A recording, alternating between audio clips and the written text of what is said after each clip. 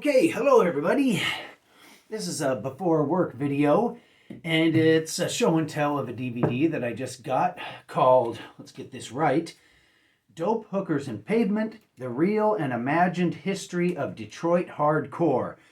Special dual disc package, which just means it's in Blu-ray and DVD format, which I don't understand. I would just have it in Blu-ray, because a Blu-ray player is not that hard to obtain nowadays, so the extra DVD disc, it's early in the morning. The extra DVD disc is unnecessary.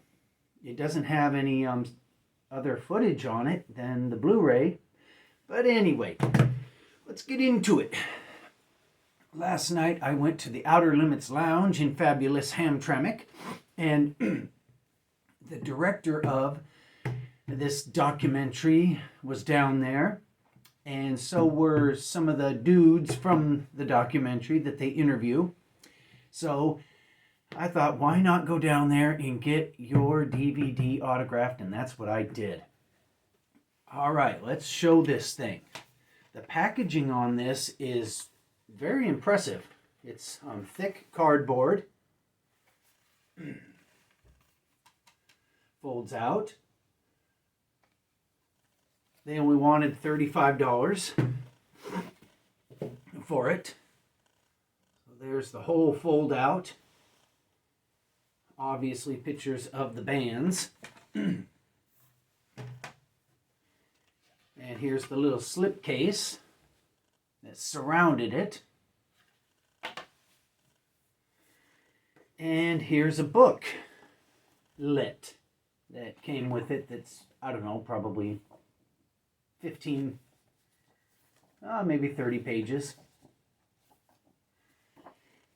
And here's where the director autographed it for me. I think he autographed it twice on this page. And he's from Windsor, Canada, which is right across the river. You actually, from downtown Detroit, you can see Windsor. And he told me all about the making of it and all the research he did, and and it was very interesting to talk to him, and he wanted to talk to you. That was the neat thing.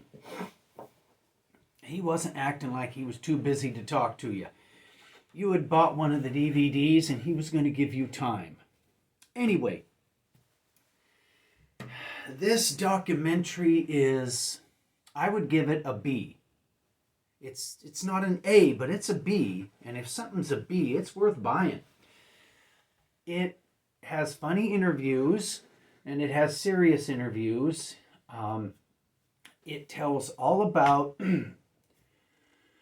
a little venue in Windsor, which I'm trying to remember the name of, but I can't. Anyway, it tells all about a little I guess bar. It wasn't really a venue. It was a bar in Windsor, and they had the first hardcore punk rock show. And I think it was probably DOA.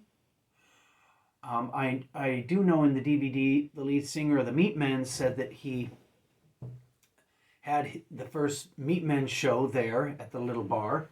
And the lead singer of Negative Approach, he says that he went to a show there and decided that's what he was going to do, is start a punk rock band. Anyway, for the most part, this thing is about a place called the Freezer Theater in downtown Detroit. It talks about other little places, but mostly the Freezer Theater. And I'm not going to tell you about it. You'll have to get the DVD and let them tell you about it. They do a much better job. They actually went to the place. I didn't. Anyway, in here, I had another guy autograph it. And the little guy in that photo next to the Misfits dudes, that picture was taken at the very, very last Misfits show. According to him, the very, very last Misfits show was at the Freezer Theater. The day prior, he told me they played at a high school at around noon. for a filming of a cable access show. Then they went down to the Greystone and did a show. He said, and then the next night, they came down to the Freezer Theater and did, he said, just this crazy oversold show in this tiny little abandoned space down in Detroit. And then, I guess, like the Sex Pistols, the next night they broke up. Anyway, he had been to the Plasmatic shows at the place called Bookies. He'd been to the Iggy Pop shows at Bookies. He'd been to all these shows. He's really, really fun to talk to. And it was just kind of funny talking to somebody that had been to the very last Misfit show at a place in Detroit that got its power from another building down the street. And I guess they would run extension cords in there to power, you know, the tiny little amps for the tiny little punk rock concerts they'd have there.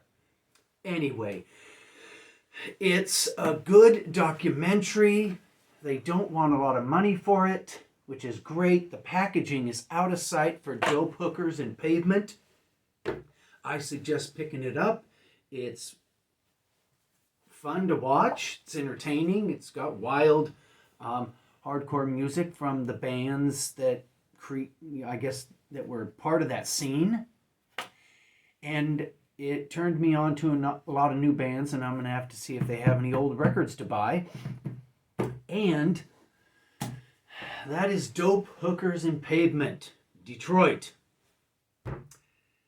And, the guy I was talking to that had been to the shows, he said at the Plasmatic show, Wendy O. Williams that had a shotgun, and she was shooting out the lights in the ceiling.